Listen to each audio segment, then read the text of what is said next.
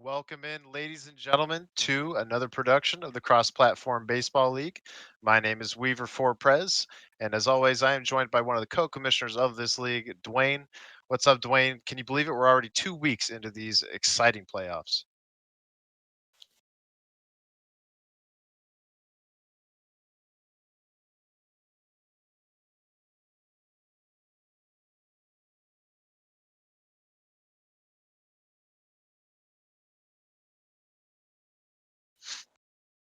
Yeah, hurtling towards those semifinals, and then after that, of course, the finals in both leagues. Believe I only was one muted. quarterfinal. I Can you was hear me? muted. Sorry about that. Oh, one. I believe only one quarterfinal per league is left to be played, left to be decided. We'll go over all of that. We're going to start with a look at the brackets. We'll take a look back at our predictions and all that, and and then we'll make new predictions as well. Yep. So without further ado, let's jump into the AAA bracket here. This, unlike last week, this time we've got the Beehagen bracket ready to go, and we'll start top left. So when we left you, we made a few predictions. First off was Surfers versus Krill's All Stars. We talked last week about how about how Captain Krill was the story of the early playoffs, making two playoff series victories there in the early rounds. Mhm. You and I both predicted a jam win. You predicted a jam sweep. I thought Crow might get a game, but in the end, you were correct. It was a jam sweep. Yeah, the numero uno was a little bit too much for Krill's All Stars, but still, for the number 16 to come in and get 5 wins in the playoffs and what's it called? Have almost as many as he did all season. That's just Right. extremely impressive. Like that. That's something that you really take home some pride with. Yeah, certainly. And going below that matchup with the Moon Kingdom at the 4 seed and the Prowlers at the 5 seed, Corruptions and Pizza Volcano. We let me see here. Yeah, so an 0-2 series in favor of Corruptions. They will get that series finished when they get the chance. We can make a small prediction though. How do you think the rest of the series plays out? Well, from what we saw in the first 2 games, there was tons of offense to be had from both teams, so it really is a bit of a coin flip. In my opinion, I think the Prowlers are going to take this home in the third game. His offense just seems to be too on point for the Moon Kingdoms. His pitching has come in a little bit stale after that layoff, possibly. But it could really go either way. My take right now, though, is Prowlers take game 3 and close a sweep out. Yeah, I'd have to agree. I think it'll only take the one extra game. Corruptions looked on top of it in those 2 games. We didn't make a prediction on this one last week because Corruptions and Cougar had yet to finish in that series prior. Uh, but I think if they had, I probably would have guessed that it would be a long series, a full fiver between the two. Mm-hmm. So interesting that it could certainly be a sweep. Yeah, absolutely. It's something that, yeah, like you said, neither of us really expected. Had Cougar been through, or Corruption's been through last week, we probably would have called this a 5 gamer, but his offense has come out completely ready to go. Yep, and then over to that other half of the bracket. The Salt Lake Summits defeated Blazer and the Swayze Dogs in a thrilling 5 game series. Mers Drone was up 2 games to none before Blazer matched him in games 3 and 4, and then Mers Drone pulled it out in game 5. Exciting series. You had Mers in 4. I had Mers as a sweep, so we both predicted Mers, but not. We didn't think it would go the distance. Yeah, Swayze Dogs showing some pedigree, really came out banging for those games 3 and 4, really shut down the Summit's offense. Even game 5 was really, really tight for a majority of it, I believe. But Mers, with his back against the wall, managed to shut the door and do his job. Very many props to him, and props to Blazer on a very good season. Yeah, exciting 5 game series. I want to say that was the first one in AAA. I know we had one between Ted and Chris in the XBL first round, as well as a different matchup. We'll talk here in a second when we get to the XBL. Mm-hmm. Below them, though, Megafauna and Dual Monsters. This one this one got a little crazy. So you predicted Beehagen, the Megafauna, winning 3 games to 1. You thought Phil would take a game. I went out on a limb. I thought Phil would win in 5. Phil, unfortunately for Phil, he didn't take a game. It was a sweep, a decisive sweep for the Megafauna. Yeah, a lot of run scoring from Beehagen's ends. I don't recall off the top of my head the final scores from the 3 games, but Dual Monsters was not really able to keep up with that Megafauna offense. Beehagen was really ready to come out and play for that series. Yeah, electric offense on display there from Beehagen, and now we can make a prediction here. Left side of the bracket, Surfers awaiting the winner of Corruptions versus Pizza. Even though we both think Corruptions may take it out there in the end, we won't predict those semifinals. So on the other half of the bracket, Mers Drone and the Summits, Beehagen and the Megafauna, best of 7. What is your prediction? In a best of 7, oh, this one really, really, really calls to go either way. My hard prediction right now on the hot seat, I'm going to have to say Summits in 6. Summits in 6, I yeah. I think Uh, that Merz's pitching is going to be very, very, very shut down, and he's given Megafauna trouble early in the season. So right. we'll see how that goes. He's going to probably come out looking pretty good early, in my opinion. Right. Mers Drone, I believe, swept Beehagen in week 1 or 2. Is Mm-hmm. that sound correct? That is correct. And he's the Von Acesen winner. The best pitcher award in the AAA league. So like when we were talking about Beehagen versus Phil, that offense was unbelievable, scoring left and right.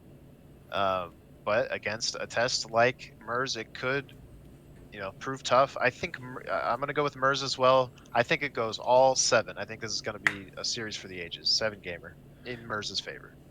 Yeah, for the entertainers entertainment perspective, you want to see it. If you're Mers or Beehagen, you're thinking 6 or 7 games is a bit of a long haul, but it's going to be competitive between the number 2 and the number 3 seed in the AAA. Both teams looking really good in their playoff series. All right, and that'll do it for our look back at the AAA playoff bracket. We'll move on now to XBL, where there has also been some exciting matchups. As far as predictions go here, with the Junkyard Jabronis and Mantis Toboggan taking on the Jackals and Lazy, the Clash of the Titans there. You and I, Dwayne, we both predicted a Lazy sweep, and lo and behold, this series is going to 5 games. Supposedly they're going to finish it tomorrow, but it is going the distance. Yeah, not many would have called this going into it, besides maybe Mantis, who would bet fiercely on himself, and he's brought it right to Lazy. Lazy, his offense just not there, and the series is 2-2 with a very, very decisive game 5. Like you said, we're all really eagerly awaiting that to be played. Yeah, it's been an absolutely unreal series. Can't wait to see the conclusion of it. Hopefully tomorrow night. It's just going to be fantastic. And then there was no prediction below that because I had already vanquished the great Couch Potato Nation there.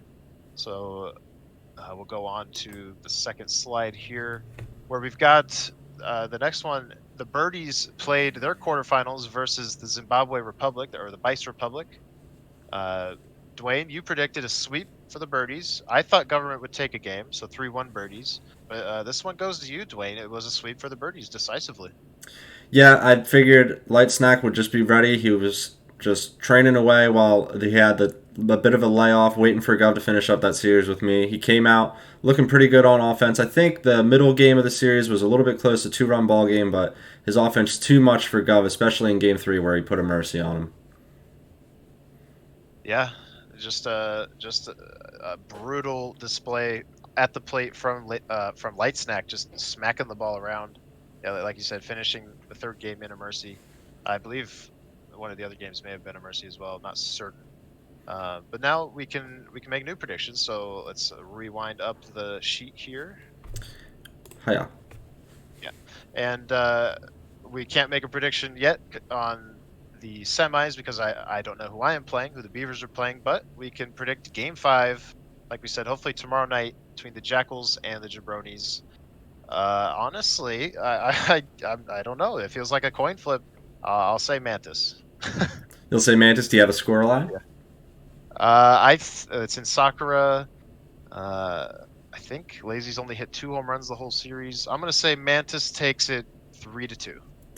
Yeah, you're thinking along the same vein that I am. This series currently sitting on a coin flip, and the way it's gone so far and what I've seen, I'm not exactly confident in that Black Jackals offense. Our number 1 seed's got us back against the wall. I'm gonna pick the number 9 though, Mantis, 4-3 in Game 5 at Sakura tomorrow. Okay. All right, can't wait for that one. It's gonna be excellent. And let's move on to the one XBL semifinals that we do know. Oh man, this is going to be insane. I cannot wait to cast this. The Beaky Bay Birdies and the Chicago Blues, Light Snack versus Astronauts Coupon.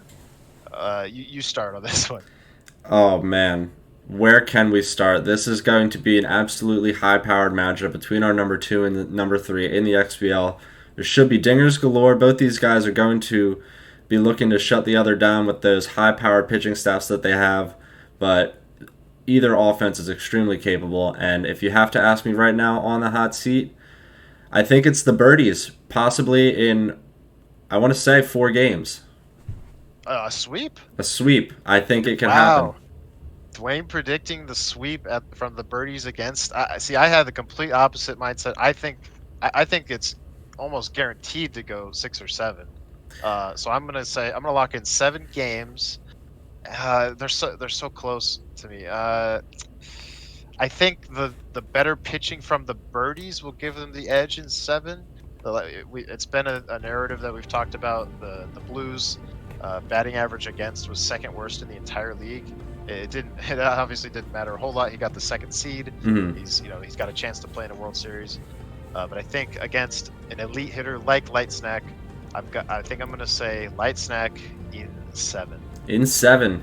We Yeah. we hope to see a long series. It's going to be extremely entertaining either way. Like, I make the bold prediction there just because I've got a lot of confidence in that snack hitting, and Ash's pitching, like you say, has been higher on the runs given up total. I think Ash does have the potential to take a game, perhaps make it a gentleman's sweep or something of the sort, but Birdie's in 4. We're going to lock that in for me. All right. Wow. All right. Well, I can't wait to cast it. It's gonna be nuts either way. Those games are gonna have a lot of runs scored.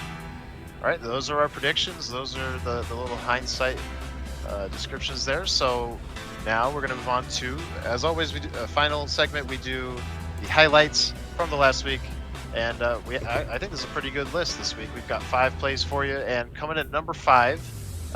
Yeah, you see the score. You see it's an RBI single, 10-0. But this is actually the run that sends Light Snack to the semifinals. It's a walk-off mercy.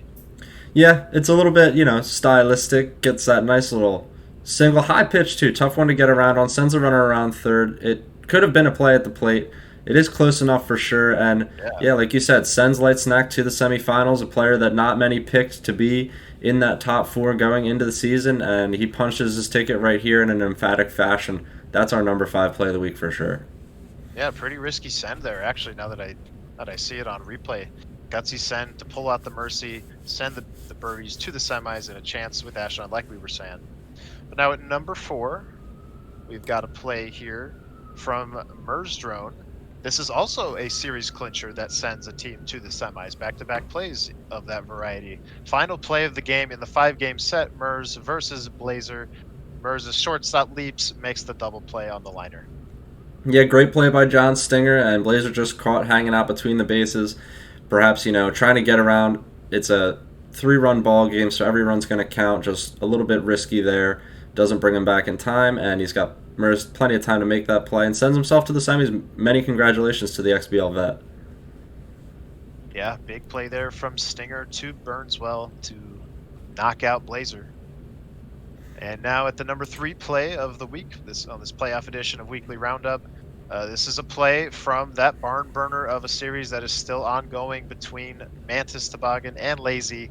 Mantis dives at the warning track with Gorilla Mo, makes the catch, almost collides with the center fielder, and this is off of when he's making the play here. You can see he has some hesitation about who to switch players to, but he makes the right call.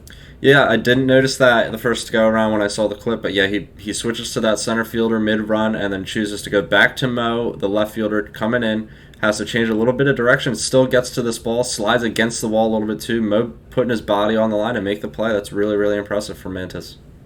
Yeah, crazy catch there to lead off the inning. It's the first out instead of a double or a triple, and every out matters when you play a hitter like Lazy, and it ended up paying off. This was game 1. Mantis won this game, and this is a big hindsight moment.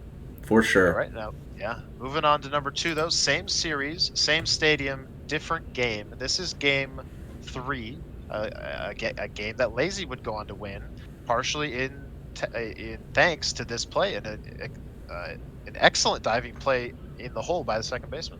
Yeah, a play a lot of people did not think was going to be made when that ball was off the bat, for sure. This is just absolutely great timing on the dive by Lazy to get the glove there.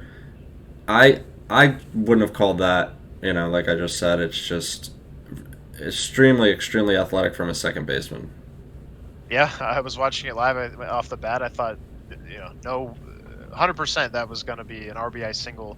And that ended up being massive for Lazy to make that catch because the final score, I want to say, was 4-3. So, 1 run, the difference there. And Yeah, absolutely. Mantis was right putting it there. on early. Yeah. All right, and that'll lead us to the number 1 play of the week. It comes from AAA. It comes from a couple days ago, or it might have been yesterday. But Corruptions versus Pizza Volcano, game 2, 3-run game, insane game. Just look at the score, 14-11. Corruptions makes the diving catch in that left center field gap to end the game. The amount of ground covered here, as you can see by Little Strong Legs, is just Yeah. insane. and then he gets that dive in there, slides face first into the wall. You always love to see that. Looks a little bit comical, but like I just said on the last play or on the Mo play, putting his body on the line, and that shuts the door on a game where the Moon Kingdom were very much capable of coming back, even though there were 2 outs in the ninth inning. So, Yeah. congratulations to Corruptions. He's putting a big statement out in that series. Yeah, and you can see Lil Stronglegs, the center fielder, he's locked in. You almost got to wonder if he doesn't have the speed increase from being locked in, or even the fielding increase, things could go just a little bit different. Yeah, So, it's every absolutely fine play that margin. led up, every single play in this game involving Lil Stronglegs led up to that moment, and made it what it was. It's just crazy how the game works. Absolutely, that's huge. Those are your top 5 plays of week 2 of the playoffs. We'll have more plays for you hopefully next week when we do our roundup. And that's going to do it for us tonight. We will be back on this channel hopefully soon enough. I believe we may have some games before the weekend, so keep an eye out for an announcement for that. We're getting into the semifinals. We're going to try our best to get every single game of the semifinals casted with casters on this channel. Official broadcasts for the community should be a lot of fun. Anything you want to sign us out with, Dwayne? Yeah, same thing you were saying. We have those games coming for you this week. I believe Thursday is going to be our first semifinal matchup between Beehagen and Merzadrin on the slate right now. So hang out for that. If there's anything TBD about that series, you'll find out in the XBL Discord. And yeah, it's been a lot of fun. These playoffs are getting down to the nitty gritty. We have a lot of hotly contested series on our hands. Big Game 5 on our hands tomorrow night. And yeah, very, very fun. And it's a great pleasure to bring it to you all and to cast it to you all. And with that, I believe, Weaver, we are good to sign off. Yep. Everyone have a great night, and we shall see you soon. Later.